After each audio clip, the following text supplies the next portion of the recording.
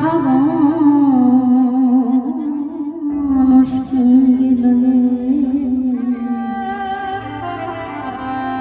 বৈষ্ণবচারণ হতে গৃহ মুখে ফিরেছে।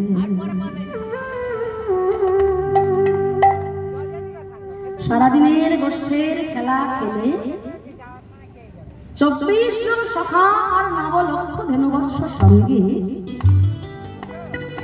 গোবিন্দমান বন থেকে ঘরে ফিরছে। আবার ওদিকে অষ্টসখী পরিপরিতা শ্রীমতী রাধারানী সারাদিনের গৃহ কর্ম সমাপন করে সাধের বেলা কাকে সোনার কলসিটি নিয়ে যাচ্ছেন যমুনায় জল আনতে।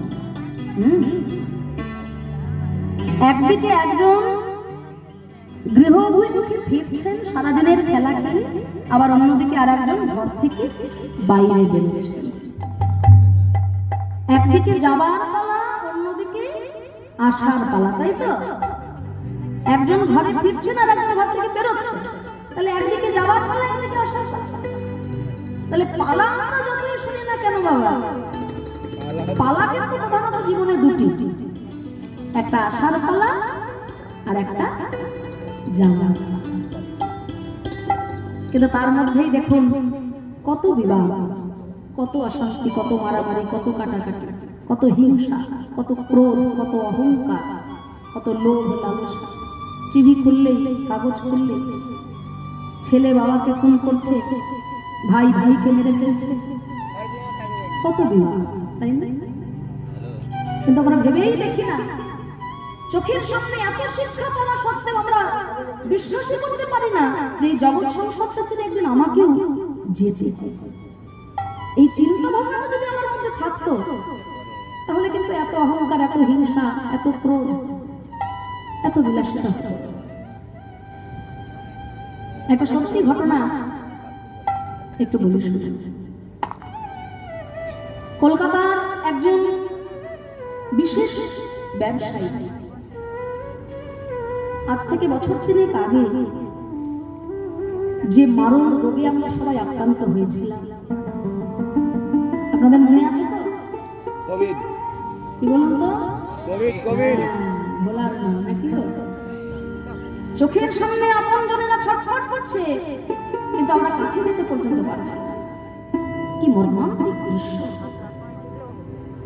তা কলকাতার একজন বিশেষ ব্যবসায়ী সামান্য একটু অক্সিজেনের জন্য তিনি হাহাকার করছেন, ছটফট করছে।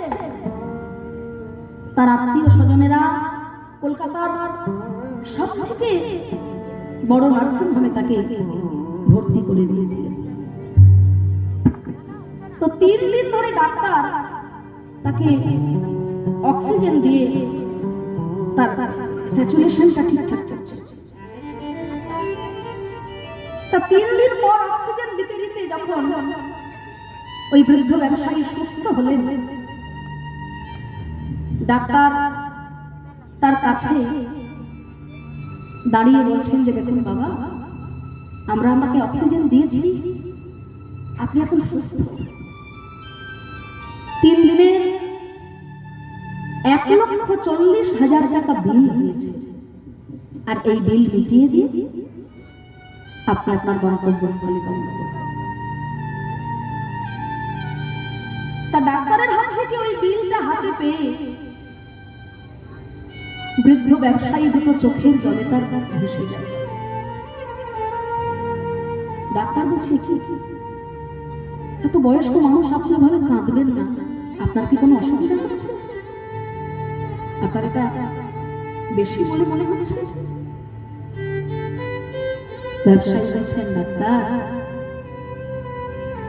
সারা জীবন অর্থের পিছনে ছুটেছি, এই 1,40,000 আমার কাছে কিচ্ছু নয়। তাহলে আপনি কাঁদছেন? কাঁদছি কেন জানেন ডাক্তার? মাত্র 3টে দিন আমাকে অক্সিজেন দিয়েছো বলে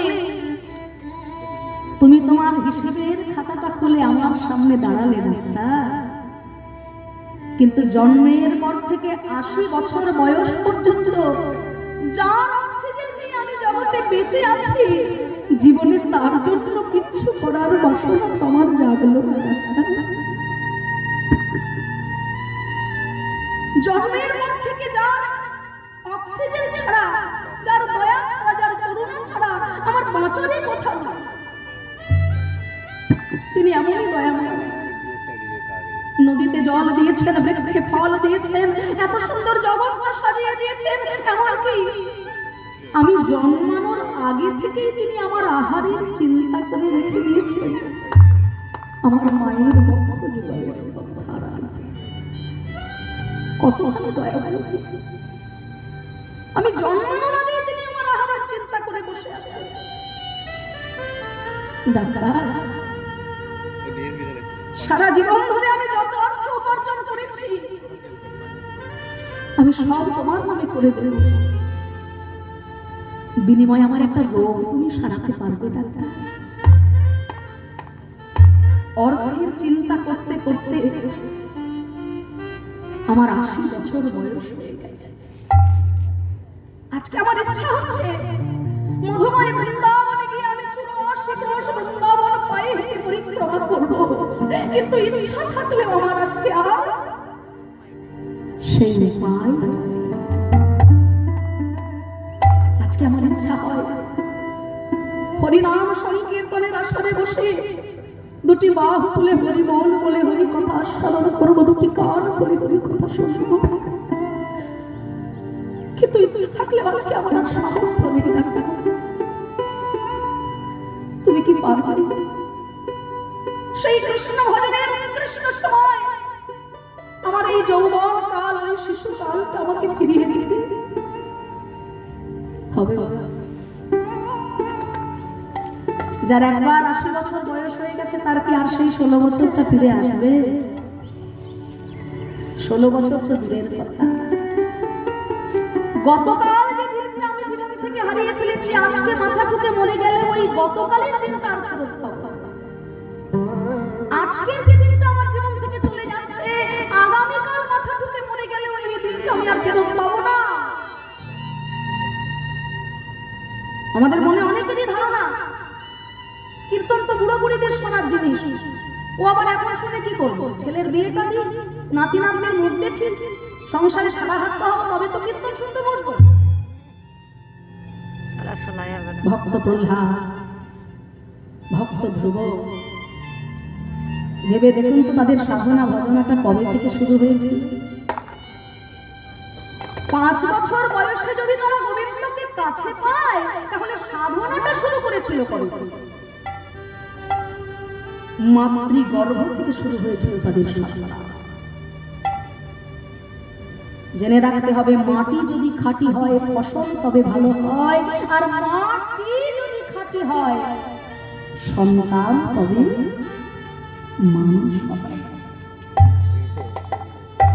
তাই প্রকৃত কৃষ্ণ ভক্ত সন্তান তৈরি হয় তখনই যদি ভক্তিমতী মায়ের গর্ভে সে জন্ম নিতে পারে।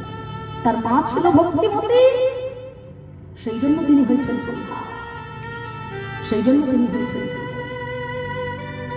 দোল পূর্ণিমার দিন চলে যাবেন শ্রীধাম নবদ্বীপে, লক্ষ লক্ষ বিদেশি ভক্ত খালি পায়ে নবদ্বীপের পথে পথে হরে কৃষ্ণ হরি বল বলে নেচে বেড়াচ্ছে, তাই না? কিন্তু ওই দোল পূর্ণিমার দিন আমি আমার ঘরের ছোট্ট ছেলেটার হাতে একটা মালা তুলে দিয়ে বলি না যে বাবা আজকে চৈতন্য মহাপ্রভুর জন্মতিথি, মহাপ্রভুর গলায় একটা মালা পরিয়ে দাও? বলি বাবা? আমাদের কলকাতাবাসীরা অনেকে জানেই না দোল পূর্ণিমার দিন চৈতন্য মহাপ্রভুর জন্মতিথি, আবির্ভাব তিথি। আমাদের কাছে লজ্জা। অথচ যীশু খ্রিস্টের জন্মদিনটা পালন করতে কিন্তু আজকে আমাদের ভুল হচ্ছে না। 25শে ডিসেম্বরের 1 সপ্তাহ আগে থেকেই দামি দামি কেকের বাক্স ঘরটা ভরে যায়। আমি কিন্তু অন্য ধর্মকে ছোট করার জন্য কথাটা বললাম না। আমরা সনাতন ধর্মাবলম্বী, প্রত্যেকটা ধর্মকে আমরা সমানভাবে সম্মান করি, কিন্তু তার মানে এটা নয় অন্য ধর্মকে সম্মান দেখাতে গিয়ে নিজের ধর্মটাকে একবারে জলাঞ্জলি দিই। শ্বশুরকে আমি আমার মাথায় তুলে রেখেছি, থেকে দিন রাত চরণ সেবা করছি, অথচ বাবাকে চিনি। কে জন্ম দিয়েছে? কে বাবা? সফলতা আমার তখনই আসবে যেমন ভাবে শ্বশুরকে সম্মানের জায়গায় রাখবো, বাবাকেও কিন্তু ঠিক তেমন জায়গাতে সম্মানের আসনে রাখতে হবে। দুজনের মধ্যে একজনের প্রতিও যদি আমার অন্যায় হয়ে যায়, তাহলে কিন্তু আমার ভজন সফল হল না। ধর্ম সাধারণ পরধর্ম ভয়াবহ, লজ্জা হওয়া উচিত আমাদের। সনাতন ধর্মাবলম্বী হিন্দু আমরা, বিদেশিরা আমাদের চৈতন্য মহাপ্রভুকে নিয়ে মেতে উঠেছে, আর আমরা পাশ্চাত্য শিক্ষা অনুকরণে ব্যস্ত হয়ে গেছি, তাই না? বিদেশিরা করছে লাল প্যান্টে সাদা শাড়ি, করছে ধুতি, করছে পাঞ্জাবি, আর আমরা একটা জিন্সের প্যান্টে যতগুলো ছেঁড়া ফাটা থেকে আমাদের তত আরো বেশি আনন্দ। হ্যাঁ, দেখে কে?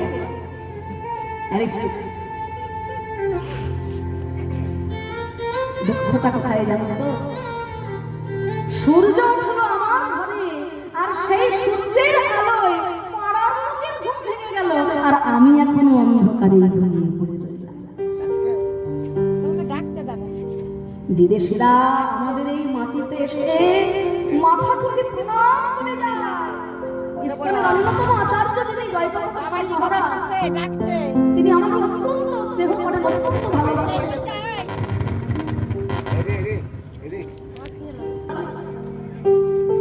সবাই কষ্ট পাচ্ছেন যে আপনার এত কোমল চরণ, এরকম কঠিন মাটিতে হেঁটে যাচ্ছেন, পায়ে জুতোটা পরুন। জয়পাতাকা স্বামী মহারাজ বলছে, কোন মাটিতে জুতো পরে হাঁটেন বাবা? যে নবদ্বীপের মাটিতে চৈতন্য মহাপ্রভুর মতো ভগবানের চরণ ধুলা লেগে আছে, যে বাংলার মাটিতে জন্মগ্রহণ করেছিলেন স্বামী বিবেকানন্দ, বিশ্বকবি রবীন্দ্রনাথ ঠাকুর, চৈতন্য মহাপ্রভু,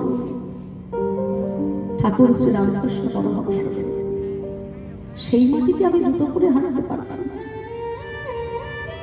বিদেশিরা আমাদের মাটিকে প্রণাম করার জন্য বিদেশ থেকে আসছে আমাদের এই বাংলায়, আর আমরা বাঙালি হয়ে আমাদের ঘরের ঠাকুরকে চিনতে ভুল করে ফেললাম।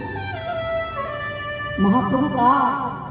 ওই আমেরিকাবাসীদের, ওই ফরেনারদের, লন্ডনবাসীদের না।